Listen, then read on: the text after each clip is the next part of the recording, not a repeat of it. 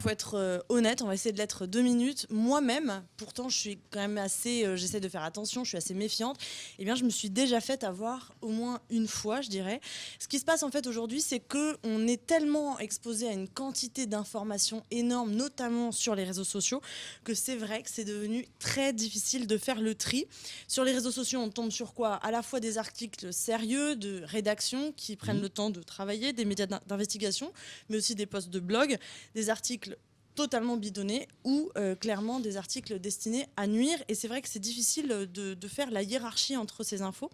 Le phénomène a pris tellement d'ampleur que certains estiment que le Brexit ou l'élection de Donald Trump sont liés à ce problème de désinformation de l'opinion. BuzzFeed a fait une enquête. Eh bien, je vous propose de regarder ce graphique. C'est une photo en fait de l'ampleur de la catastrophe, les fake news. Alors non, là, il faudrait Thomas, qu'on tu t'es voit trompé. le graphique. C'est le slide 42. C'est les deux courbes qui se croisent juste avant l'élection de Donald Trump. Ça, c'est Thomas. Bravo. Voilà. Merci Thomas. Il confond toutes les infos sur Internet. Exactement. Donc on voit en fait que quelques jours avant l'élection de Donald Trump, ce qui s'est passé sur Facebook, c'est que les fake news, les informations fausses, ont dépassé en termes de partage, en termes de résonance, les vraies informations, enfin en tout cas les informations vérifiées. Qui elles s'effondrent sur ce graphique, c'est ça qui est fou. Exactement. Ouais. Parmi ces hoax, il y avait notamment l'idée que Hillary Clinton avait vendu des armes à l'État islamique. C'était faux, évidemment. C'est d'autant plus inquiétant que selon une étude récente, de plus en plus de personnes ne s'informent plus que sur les réseaux sociaux. En l'occurrence, 44% d'Américains. Facebook a été clairement pointé du doigt sur cette histoire d'élection de Donald Trump. Ils se sont défendus dans un premier temps, puis ils ont décidé de changer de stratégie. Oui.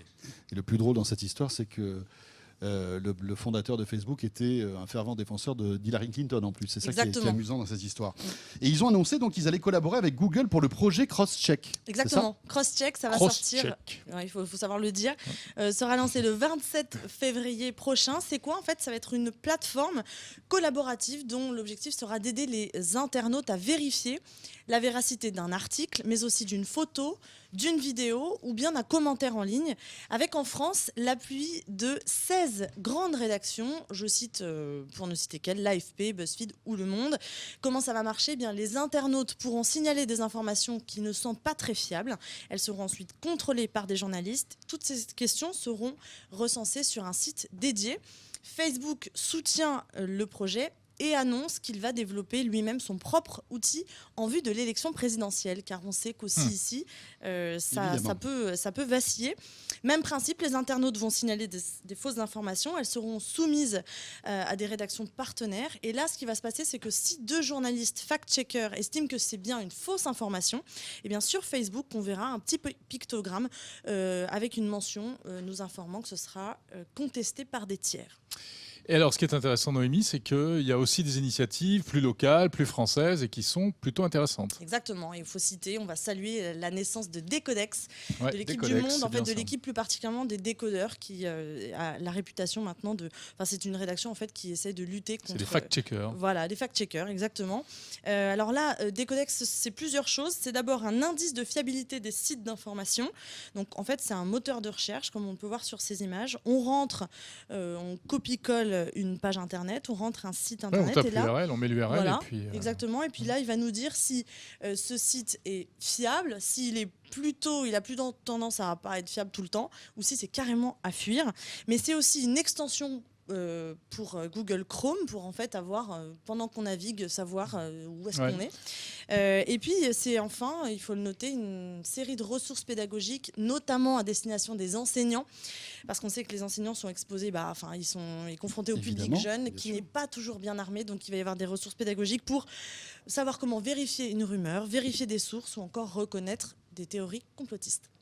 C'est très bien cette petite extension. Moi, je l'ai installée. C'est vrai qu'on a des petits pop-up comme ça. Alors après, on peut rentrer dans des débats très compliqués de subtilité. Exactement. Qu'est-ce qu'une vraie info, fausse info, Pourquoi etc. est-ce qu'un média dit que les autres médias disent bon ou pas? Parce que Le Monde, c'est un média parmi les autres. Oui, mais c'est pas une autorité supérieure. Tout à fait, c'est pas une autorité. Est-ce que l'info est vraie ou est-ce que l'info n'est pas vraie? Ils disent est-ce que c'est vérifié? ou est-ce que ça ne l'est pas? Est-ce qu'il y a une possibilité, est-ce que ce sont des journalistes professionnels qui travaillent avec ce souci de la vérité, ou alors est-ce qu'il y a un intérêt derrière, une intention de nuire? C'est quand même important. Après, il y a une zone grise avec des vrais faits qui peuvent être présentés de manière il peut y avoir un effet tendancieuse aussi, parce que s'il y a un article, tous les journalistes, tous les médias disent ça c'est faux, les gens ils vont dire en plus on essaie de nous le cacher, on essaie de nous dire que mais alors ça c'est vrai, tu as raison, Raphaël. Ça c'est la théorie du complot en se disant ils sont tous contre ça, donc je vais aller vers ça. Mais c'est le vrai problème de la crédibilité des médias. Mais soyons sérieux, les médias professionnels vous donnent des vraies infos. Il faut arrêter de fantasmer sur. Et puis surtout, on nous cache tout, c'est pas vrai. Ne pas prendre pour argent comptant tout ce qu'on lit sur Facebook. Il y a énormément de bêtises qui sont sur Facebook, notamment avec. Des sujets, des photomontages, des pages qui passent leur journée à poster des trucs qui ont vraiment un intérêt. On est tous tombés sur des trucs bizarres. Mais le problème, c'est que ça se partage beaucoup plus facilement. Et plus c'est spectaculaire, plus c'est facile à comprendre et plus c'est douteux, souvent. Merci beaucoup, Némi. Merci à vous.